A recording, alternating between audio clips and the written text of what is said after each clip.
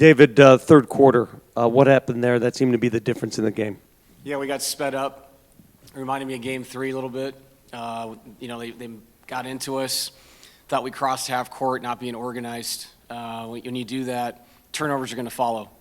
And, the 14 for 23, it's been the story of the series. If you don't take care of it, you lose, bottom line. And when you don't take care of it, a lot of times it's just spacing, and we're not organized where we need to be. Again, they picked up full. They changed the game. And I also thought in the third quarter, we played good defense. We never, ever came up with a 50-50 ball. And that's just such a back-breaking feeling when you do everything right and don't come up with the ball. So we gave them a lot of extra possessions. That quarter absolutely killed us. I thought the rest of the game was very even. We played a really, really good fourth quarter with a lot of effort. But we got to be better throughout the whole game. David, what is the mindset now? I mean, I got to imagine this is why you fight so hard for home court advantage in the first round.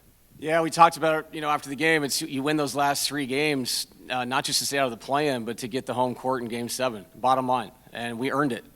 And that's what I told them in there. You've earned this opportunity. You earned the opportunity tonight to try to close it out because of the way you played in the series to get to 3-2.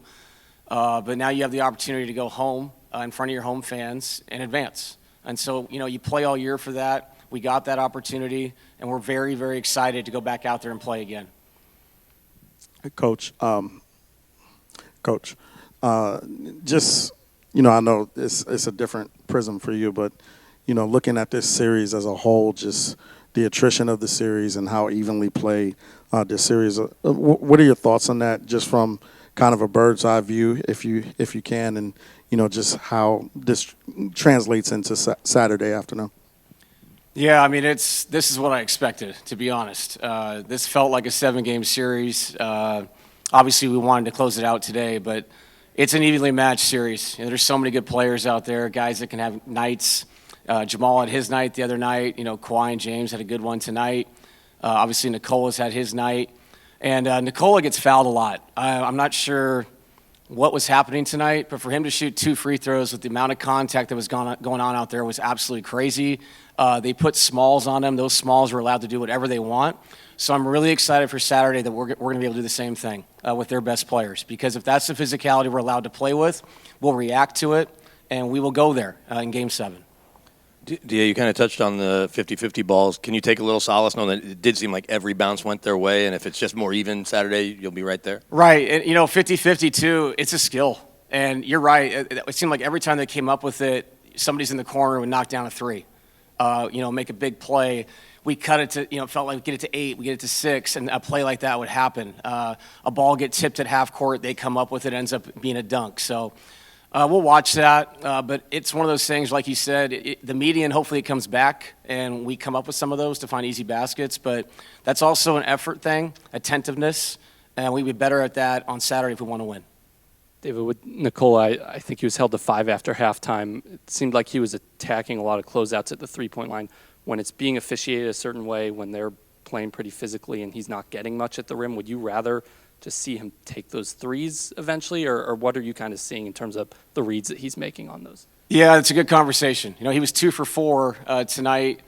I don't know. I think he felt driving the closeouts with Zubac. If he gets by him, he's creating offense for other people. Aaron's playing behind the defense. It creates corner threes, things like that. But probably have a better mix on Saturday. Let that thing fly a little bit, especially when Zubac is down the floor.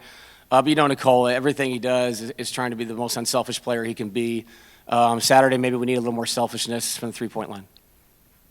Yeah, David, I know this is a different series than a year ago, but last year against Minnesota, you got to the 7th game, and fatigue seemed like such an issue, especially by the second half of that game. How can you manage sort of the next 48 hours to get these guys to the second half feeling a little fresher? Yeah, I think maybe you have to be more creative substitution-wise in Game 7 earlier in the game because the second half is going to be what it is. They're going to play their guys. We're going to play ours. Tonight, I think James and Kawhi were out for maybe a minute in the second half.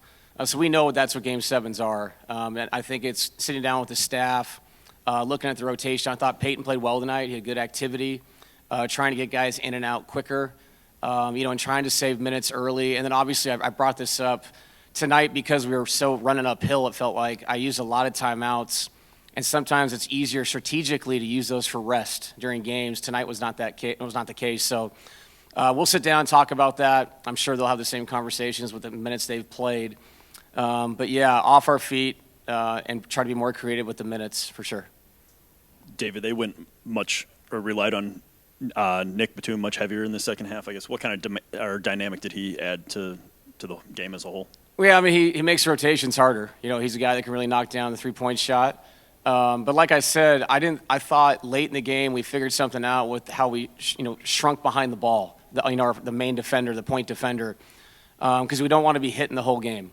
And the one time I called the hit from half court and Jones made the three, sometimes you have to live with that. But when they have all shooters out there, yes, it is one-on-one defense, but it's also a much better shrink, more stunting, more up the line, more aggression can help those guys that are guarding these two really good players.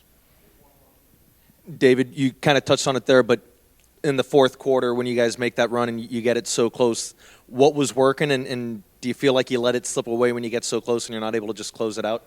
Yeah, I mean, our defense really picked up. And, we forced them to drive to the basket and try to make individual plays, which led to runouts and easy baskets for us.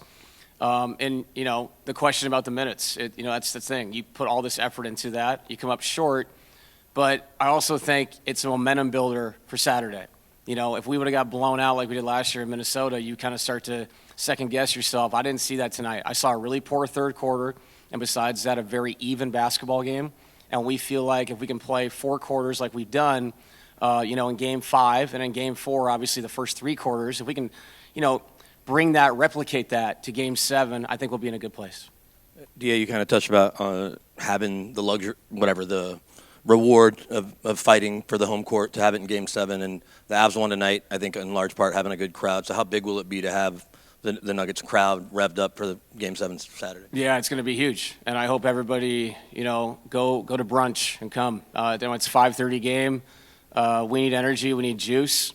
Your home crowd can help you with that.